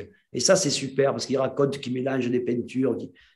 Et lui, justement, son angle, c'est de raconter en fait que d'abord en peinture, c'est la pratique qui compte, c'est les matériaux de base. Donc, par exemple, il dit qu'un noir, c'est jamais un noir, mais c'est un certain noir d'une certaine matière, posé d'une certaine manière. Donc, il ramène quelque chose quand même qui est très peu raconté finalement dans les livres d'histoire de l'art ou des choses comme ça. C'est-à-dire vraiment le côté matérialiste de notre art. Ouais. Et tu vois les parties des œuvres de Jean Dubuffet, par exemple les sols, on pourrait croire des peintures abstraites, mais ça n'en est pas. Oui, les texturologies, là. C'est ce, tu vois, c'est un peu le rapport avec la peinture dont on a parlé, là, des Vikings, là. Tu vois, j'aimerais qu'on pense que c'est une peinture abstraite, mais que ça n'est pas, en fait. Et ça vient des soldes du buffet où il a fait comme des sols. Mais en fait, quand tu regardes, tu vois les pierres, les petites branches, etc., les petites herbes. On dirait presque des sols de la peinture italienne, là. Tu sais, j'adore Ouais. Je suis très influencé comme ils font les petites herbes et tout ça, là, dans Botticelli, dans tout ça. Ça m'épate, ça. Et là, tu as des recherches. Donc là, je crois que tu travailles à Lisbonne, c'est ça? Tu fais des azuleros? Azulejo, c'est la céramique depuis 8 ans, là, c'est un peu la fin, un peu là. Je suis en train de faire quelques volumes, là, avant de... Et ça, c'est des grands panneaux. Et ça, c'est super aussi parce que c'est une technique, c'est comme de l'aquarelle sur un support qui ne boit pas, tu vois, qui boit trop. C'est très particulier. Et surtout, tu peins avec des couleurs dont le résultat final ne sera pas cette couleur. Donc, c'est un peu bien sûr, en séchant. Voilà. En cuisant à 800 degrés pendant 24 heures, le marron il devient rouge, le jaune, le vert, etc. Et c'est un petit peu comme le jeu mental. J'aime beaucoup aussi faire des gravures, des lithographies, etc. Parce que c'est un jeu mental, tu ne la vois qu'à la fin. Chaque couleur, en fait, c'est du noir et tu vois le résultat qu'à la fin. Et là, avec la céramique, c'est un peu donc, il y a une prise de risque, tu vois. Et tu as d'autres perspectives la surprise, surtout. Tu as d'autres perspectives techniques, là, d'autres endroits où tu voudrais aller ou c'est pas encore... Oh, j'en ai plein, mais bon. J'en ai plein. J'aimerais faire... Là, tu fais des NFT aussi, je crois. Oui, mais ça, c'était un pour petit peu. Parce que Boiron, il m'apprend à travailler sur le iPad. Parce que je suis tu fais des iPads alors. Réfractaire à tout ça. Mais je m'entraîne petit à petit. Il m'a donné. Moi, je crois que tu as raison d'être réfractaire, mais bon. Ça, non, mais c'est nouveau. C'est comme, tu sais, on critiquait Goya quand il a fait la série de lithographie. Parce qu'il venait d'être inventé. On lui disait, mais qu'est-ce que tu emploies ce truc vulgaire là? C'est pour faire des affiches et des cartes état-major. C'est une honte et tout ça. Et la série de lithographie de Goya sur la corrida, tu vois, avant de mourir, c'est extraordinaire. Donc, je me dis que le iPad et les programmes, il y a des choses. Mais j'avais déjà dessiné, j'avais fait des œuvres comme ça que sur Photoshop, tu vois. Mais il y avait le problème que si tu l'imprimais en unique, ce ne sera jamais vraiment unique parce que le fichier pourrait être reproduit. Ouais. Alors que le NFT, ça ne peut pas. Ça peut être reproduit, mais ça reste unique. C'est assez intéressant, ça. Ben, enfin, si j'ai le temps. On en parlera parce que c'est aussi polluant. Là, aujourd'hui, j'aimerais faire continuer Ce que je veux aujourd'hui, c'est lier les matériaux, encore une fois. Et par exemple, faire une partie de céramique au Portugal, puis faire la partie bois au oui, c'est mixé, hybridé, c'est ça? Ouais, les dernières pièces que j'ai fait voir à Béthune et tout ça, au centre d'art, c'était vraiment des hybridations d'endroits différents. Et si on a des techniques que je n'ai pas abordées, comme la marqueterie de marbre ou la marqueterie de bois, là, j'ai rencontré une artiste formidable qui s'appelle Guitare et qui fait de la marqueterie de marbre. Très, très bien, vraiment. Ça, j'ai déjà vu ça. Voilà, il y a toujours... Et puis, surtout, il faut que j'apprenne à peindre un peu mieux, quoi. D'accord. Et alors, justement, je t'ai demandé une peinture contemporaine que tu aimais et tu m'as proposé un artiste qui s'appelle Chris Johansson qui propose... Là, j'ai choisi ce tableau-là parce que je trouve que ça ressemble pas mal à l'ambiance d'aujourd'hui, c'est-à-dire des gens qui parlent dans tous les sens sans s'écouter avec une forme noire au-dessus d'eux qui est prête à les écraser. Est-ce que tu peux nous en parler un tout petit peu? Parce que malheureusement, on n'a vraiment plus de temps. Oui, parce que on aurait pu choisir plein de choses. Mais là, justement, c'est un beau tableau. C'est le type qui vient du street art de l'école de Michel Swin à San Francisco, avec Barry McGee, entre autres, et Mariette Kilgalais. Je ne sais pas, il y a une espèce de primitivisme. Je l'ai rencontré, en plus, j'ai une peinture de lui. Et dans cette bande-là, il y a un truc d'évidence. Parce que moi, je n'aime pas le street art décoratif, tu vois, mais Barry McGee ou lui, quand ils sont dans la rue, ils ne décorent pas la rue, quoi. Il agresse, tu vois. Il agresse, ils font des cloches. Il a fait des peintures, enfin, il a fait par exemple des peintures où il a peint des clodos qui pissent par terre sur le bord des murs, enfin, mais des trucs formidables. Et là, tu vois, c'est pas de l'art brut, parce que le mec, c'est un type très cultivé, tu vois. Ouais. Ce côté low-tech qui m'avait beaucoup plu, tu vois. Ça apparaît dans les années 90, à la fin des années 90, ça apparaît, tu vois. Et c'est comme il y a eu l'exposition de son collègue Barry McGee chez Perrotin, là, il n'y a pas longtemps, qui était vraiment assez formidable. C'était la première exposition en France dans une galerie. Il avait mis un Chris Johansson à l'entrée parce qu'il avait mis tous ses copains. Et je ne sais pas, il y a une évidence dans cet artiste. Moi, j'ai son livre, j'ai vu beaucoup de choses de lui. Et puis, il a un côté aussi où il travaille avec les autres. Il a un côté un peu hippie, tu vois. Mais le côté hippie constructif à l'américaine, là, tu vois, vraiment ce low-tech où... Tu sais, il travaille avec rien, des morceaux de carton, des morceaux de bois, des trucs. C'est pas souvent des toiles, tu vois. Ouais. Et ça me. Ça, c'est rare. Franchise aussi. Ça, hein. il y a une franchise, c'est-à-dire qu'il trouve une forme. Il y a un truc. Et puis, il ne travaille que sur la relation entre les êtres, tu vois. Entre lui, sa vie personnelle, c'est ça, et son travail, c'est ça. Et je trouve que ça passe à travers ça. Si tu as l'occasion, regarde vraiment. Ah oui, j'étais très content de découvrir ça grâce à toi. Ouais. Extrêmement mal. Et alors, je t'ai demandé également une peinture contemporaine française que tu aimais, et tu m'as proposé un tableau de ton meilleur ami, selon ce que tu as dit, qui s'appelle François Boiron, et c'est L'Auberge. Donc, c'est un tableau où il représente ses anciens étudiants et étudiantes. Voilà. Est-ce que tu peux nous en parler un petit peu? Ouais, déjà, c'est un tableau assez magique parce que tous ces étudiants-là qu'on voit sont devenus peintres. Ouais. sont devenus peintres et peintres pas le dimanche, quoi. Non, on peut les retrouver à l'espace Paul Ricard en ce moment. C'est une exposition qui s'appelle Entre tes yeux et les images que j'y vois, un choix sentimental, curateur Anaël Pija, Sophie Vigroux, et c'est très réussi. Donc, il y a des gens qu'on a déjà vus. L'exposition, je ne l'ai pas vue, mais oui, c'est jusqu'au 11 juin. Ah, je vais aller la voir parce que il y a notamment Nathalie Herbelin, Cécilia Granara, Apollonia Sokol, Madeleine Roger-Lacan. Voilà. Il y a un autre peintre qui s'appelle Grégory Dorène qui est dans le tableau aussi. Qui fait la femme qui sert. Ouais, ça, voilà. Qui était l'assistant de. J'ai adoré ce trait d'humour.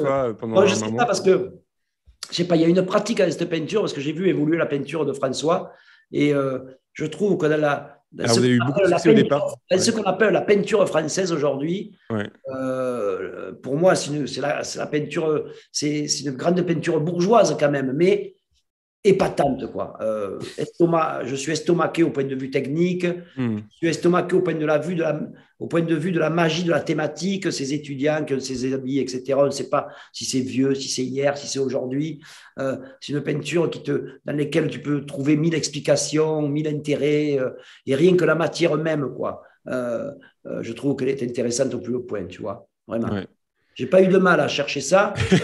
J'ai pas eu de mal, parce qu'il y avait d'autres artistes français que j'aime en peinture. Hein, et lui, il est comme toi, c'est-à-dire que vous avez tous les deux eu beaucoup de succès dans les années 80. Donc, vous faisiez partie d'un groupe un groupe, ça c'est à peu près. Oui, voilà. Il y avait Rémi Blanchard, Basse, voilà.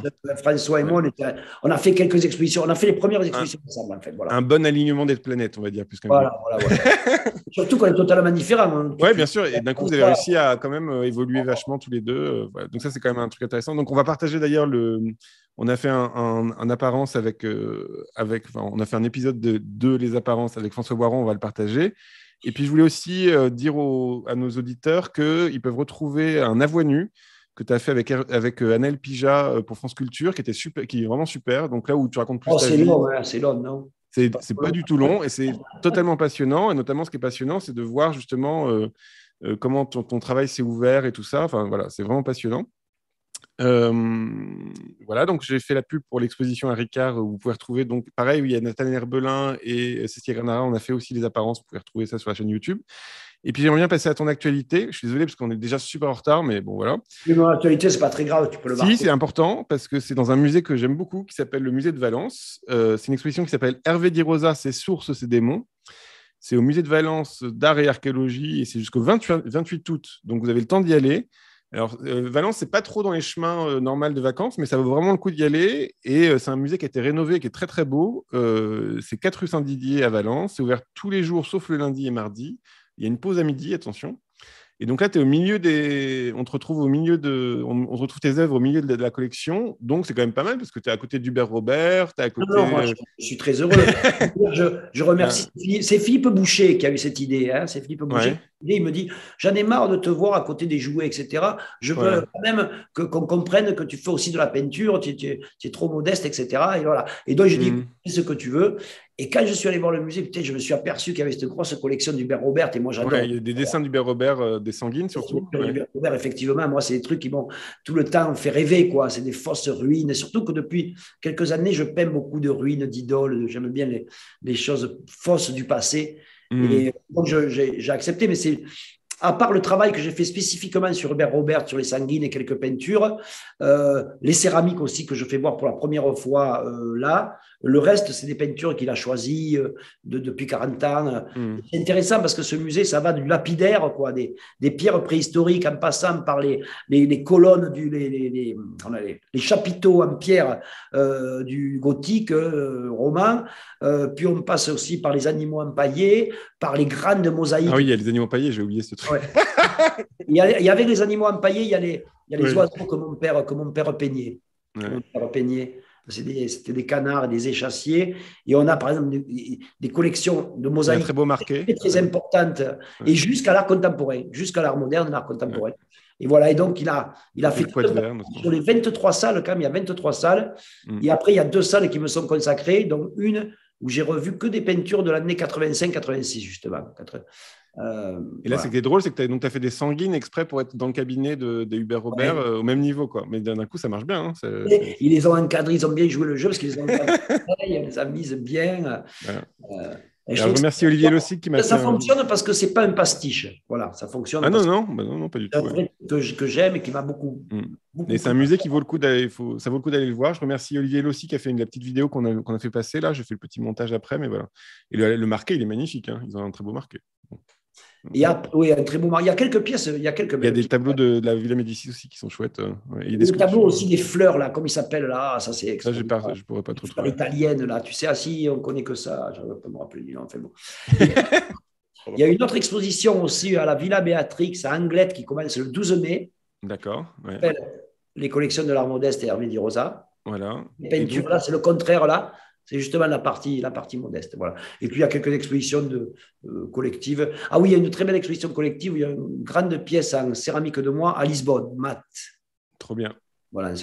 Et alors, il y a le MIAM aussi. Donc, tu es directeur du MIAM, c'est le musée d'art modeste. Je ne suis pas directeur du MIAM, c'est François Danton. Pardon. Je suis président. Tu es président, voilà. Il est président, voilà. Et on a une très, très belle exposition en ce moment, justement, sur les marges. C'est le travail d'Anne-Françoise Rouche, qui depuis 30 ans tient cet atelier école, la S dans les Ardennes, où elle travaille avec des jeunes qui ont des handicaps très lourds, mais qui sont des artistes, dont certains sont des artistes époustouflants, et qui travaillent avec des artistes professionnels, qui sont souvent professeurs dans les écoles d'art comme la Cambre et tout ça, des grandes écoles d'art. Ah oui. Et là, il y a un choix vraiment, c'est époustouflant. Vraiment. Donc, ça, c'est à 7. Oui, c'est au MIAM à 7. Voilà. C'est Noélie Leroux, donc, et Anne-Françoise Rouge qui ont fait le commissariat. Vraiment, comme ce n'est pas moi qui l'ai monté, cette exposition, je dois dire, il y a des choses assez impressionnantes. Plus, à 7, si vous y allez à partir de juin, je crois, c'est mi-juin, il y a une exposition Boiron. Il y a d'ailleurs certaines pièces dans cette exposition qui sont d'artistes qui sont aujourd'hui dans la partie art brut qui a été donnée à Beaubourg par De Charme. Voilà. La donation, on retrouve des artistes exceptionnels. Et à 7, là, c'est direct. Vous pouvez y aller. C'est 3h40 de train. Il y en a un direct le matin à 8h, un à 6h. Et si vous voulez, vous allez au Grand Hôtel, à côté, à 15 mètres du MIAM. Donc, vous pouvez faire que ça, mais si à 7, après, vous pouvez aller voir le musée Paul Valéry, où il va y avoir une grande exposition de François Boron en juin, un centre d'art qui font de l'art contemporain de haute qualité. Et voilà, donc vous pouvez aller vous régaler. Il y a le Moco qui n'est pas si loin, il y a plein de trucs. Pas, mais enfin, vous pouvez y aller. Et donc, on va passer aux questions, parce que j'ai vu le Twitch s'enflammer. Il y a des montagnes de textes partout, là. Donc, je maîtrise rien. Je vais demander à Nils, notre réalisateur, de bien nous trouver des questions. Oui. Auguste Renoir a appris à peindre dans des ateliers de céramique en faisant des motifs sur de la vaisselle. Balthus, lui, se dit artisan. Comment vous situez-vous ? Alors moi, j'adore cette histoire de Renoir là, qui faisait les assiettes. Je trouve ça formidable. Mais moi, peut-être que j'ai appris à peindre en faisant de la bande dessinée, tout simplement. Qui sait ? Oui, mais alors, moi, ok. Tu faisais ça, tu faisais de la bande dessinée. Oui, parce que je tiens à dire que depuis que j'ai 7-8 ans, en fait, je ne faisais pas des dessins ou de la peinture. Je faisais que des bandes dessinées, en fait, tu vois. Donc, c'est peut-être... je me suis entraîné la main comme Renoir en faisant les petites fleurs sur les assiettes. Moi, je me suis entraîné la main en copiant des bandes dessinées. Puis, c'est pour ça que je pense que ça vient de là. Moi, je viens d'écrire un article sur Eugène Carrière, qui est en ce moment dans le Citizen K de cette semaine, enfin de ce mois-ci en kiosque. Et Eugène Carrière, en fait, il a tenu financièrement parce qu'il n'a pas eu de succès jusqu'à 45 ans. Et lui, il peignait les meubles, des faux meubles 18e siècle. Voilà. C'est une vie. Pourquoi pas. Pourquoi il n'y a pas de saut métier ? Ah, j'ai fait quand même. Non, c'est peut-être lié à son geste après. C'est ça que je veux dire. Donc, oui, il savait le refaire mécaniquement. Et moi, j'ai fait quand même quelques illustrations minables parce que je ne suis pas un illustrateur, parce que j'en ai fait quand j'étais encore aux Arts Déco pour survivre à Paris, pour Libération, pour Marie-Claire, mais ce n'était pas vraiment formidable parce que je ne suis pas un grand illustrateur. Et tu as fait un mur à Paris aussi. Tu as un mural à Paris. Oui, il y a un mur de il y a pas mal de choses. Oui. Mais il en faudrait plus. On en veut plus. Il y a pas mal de choses. Il faut les autres artistes aussi, ils ont le droit. En plus de la rétrospective au Centre Pompidou, on voudrait plus de murs. Merci. Ouais. Nils, une autre question? Oui, une question dans la continuité. De fait, quelle est la place du dessin dans votre pratique? C'est primordial parce que je dessine tout le temps. Et c'est pour ça que la pratique du iPad m'intéresse parce que c'est une autre pratique du dessin, complètement différente, où on change d'épaisseur, de matière, etc., de manière différente qu'avec des matériaux. C'est vrai que quand j'avais 15 ans, 16 ans, je ne peignais pas, je dessinais. Donc, le dessin est vraiment à la base de mon travail, quoi. J'ai commencé à peindre, je devais avoir 17, 18 ans, quoi, tu vois, 16 ans, 17 ans. Les images, c'était des images dessinées pour moi. Le dessin est extrêmement important. Et d'ailleurs, c'est une pratique que je continue, mais c'est vrai que maintenant, j'aime faire des grands dessins. J'aime bien des artistes comme Jérôme Zonder qui font des grands dessins, tout ça. J'aime beaucoup ça. Il nous regarde souvent, là, on l'embrasse. Voilà. J'aime beaucoup ça. Une autre question, Nils? Une question d'un connaisseur, parce qu'on n'a pas du tout apporté cette question-là. Un lien entre vous et Mark Hollander, d'autres collaborations en cours ou à venir, du côté musical peut-être? Ah oui, parce que j'ai fait la couverture d'un des disques de Maboul, ouais, ça s'appelle Maboul Barak, avec Mark Hollander. Ouais, c'est un producteur de musique belge, de Kramed Édition, qui s'appelle Kramed Édition, et qui édite beaucoup de musique non occidentale, quoi. C'est les premiers, tu sais, qui ont édité ce groupe de chanteurs africains qui sont handicapés, qui sont sur des chaises roulantes, Billy Billitz, qui est formidable. Et là, récemment, j'ai fait une couverture de disque pour eux. Après, certains peut-être, qui sait, s'il y a d'autres collaborations, avec grand plaisir. Moi, je suis ouvert à tout. Une autre question, Nils? Une dernière question. Vos compositions sont très riches. Avez-vous déjà essayé de travailler sur un seul motif, comme faire le portrait de quelqu'un, par exemple? J'ai essayé, je ne suis pas arrivé. Si, je l'ai fait, mais ce n'était pas très bon. Donc, vite, je me suis revenu. Genre, quand tu as eu des enfants, tout ça, tu n'as pas eu envie de faire la vie de... Quand tu as eu des enfants, tu n'as pas eu envie de faire dessiner la vie de famille, des choses comme ça? Si, je l'ai fait, mais bon, en dessin, pas en peinture. En dessin, oui, pas en peinture. En peinture, j'ai encore beaucoup de travail. D'accord. Surtout, si je ne veux pas me servir de photos, c'est encore plus difficile, tu vois. Bon, on va finir là-dessus. Tu as encore beaucoup de travail. On a hâte de voir le... Parce que je m'aperçois que je ne suis pas très content de ce que j'ai fait jusqu'à présent. Très bonne conclusion. À part emmerder le monde, ça, je suis content d'avoir un petit peu emmerdé le monde, mais à part ça, comme il disait l'autre, comme j'ai dit l'autre jour, je suis passé de couillon à patrimonial, tu sais. Bon, merci beaucoup, Hervé. Merci à toi. Merci à tout le monde.